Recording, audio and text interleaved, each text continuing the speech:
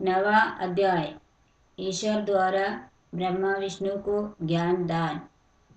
श्री नंदकेश्वर बोले, हे सनकुमार, अब ब्रह्मा विष्णु हाथ जोड़े हुए शिवजी के अगल बगल में जा बैठे।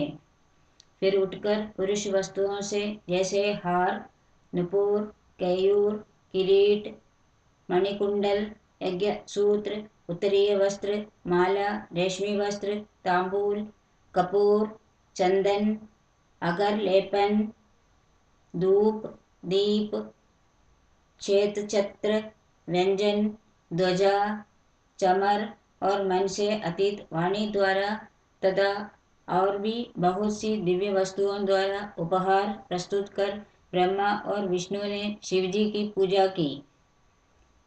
शिवजी ने उन चढ़ाई हुई वस्तुओं को उठाकर सब में वितरित कर दिया, परंपरा की रक्षा की। पुनः ब्रह्मा विष्णु से पूजित शिवजी प्रसन्न हो उनसे बोले, हे वत्स, ऐसे महान दिन में तुम्हारी पूजा से मैं संतुष्ट हुआ। अतएव अब आज से यह दिन शिवरात्रि नाम से प्रसिद्ध एक बड़ा पवित्र दिन होगा, जो कि मेरी प्रिय तिथि होगी।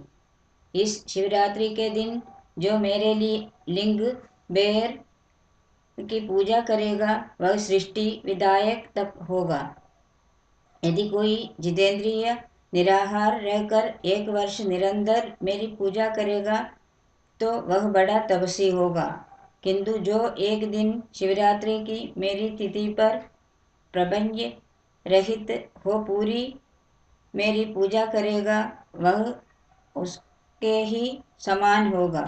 क्योंकि जैसे चंद्र दर्शन से समुद्र उमड़ता है, वैसे ही यह दिन भी मेरी भक्ति को उबाड़ने वाला है। मेरा स्तंभ जो पहले प्रकट हुआ आर्द्र नक्षत्र है। यदि कोई अगहन में आर्द्र नक्षत्र में उमा सहित मेरे रूप का या मेरे बेरलिंग के ही दर्शन करता है, वह मेरे परम प्रिय कार्तिकेय से भी अधिक प्रिय लगता है। इस पुनीत दिन में दर्शन से ही महाफल प्राप्त होता है और पूजन फल तो वाणी से नहीं कहा जा सकता। इस समर के स्थान में जहाँ मैं लिंग रूप से प्रकट हुआ हूँ, इसका यही नाम होगा और यह पूजन के समय छोटा हो जाएगा। यह मुक्तिदायक होने के साथ ही दर्शन, स्पर्श और ध्यान से आवागमन से मुक्ति देने वाला है। विश्व में इसका नाम अरुणाचल होगा और यहाँ शरीर छोड़ने वालों को मुक्ति प्राप्त होती है। जो इस लिंग में मुझ परमेश्वर लिंगेश्वर की पूजा करेंगे उन्हें सालोक्य, सामीप्य, सारूप्य, सारथी और सायुज 5 प्रकार की मुक्ति प्राप्त होगी और सब भी अपने इष्ट को प्राप्त करेंगे। फिर तो ब्रह्मा विष्णु के युद्ध में जितनी सेना मारी गई थी उन सबको शिवजी ने अमृत बरसाकर जीवन प्रदान किया और उन दोनों की परस्पर शत्रुता को भी यह कहकर समाप्त किया कि मेरे सकल और निष्फल 2 स्वरूप है, जैसा और किसी का नहीं है। इसलिए कोई और ईश्वर नहीं हो सकता। हमारा एक तो स्तंभ रूप और दूसरा निष्फल सगुण रूप ईश्वर है। ये दोनों ही रूप सिद्ध हैं। बड़ा आश्चर्य है कि तुम लोगों ने अज्ञानवश अपने को ईश्वर मान लिया था। उसे ही दूर करने के लिए मैं संग्राम भूमि में आया। अब अभिमान त्याग मुझ ईश्वर में भक्ति करो।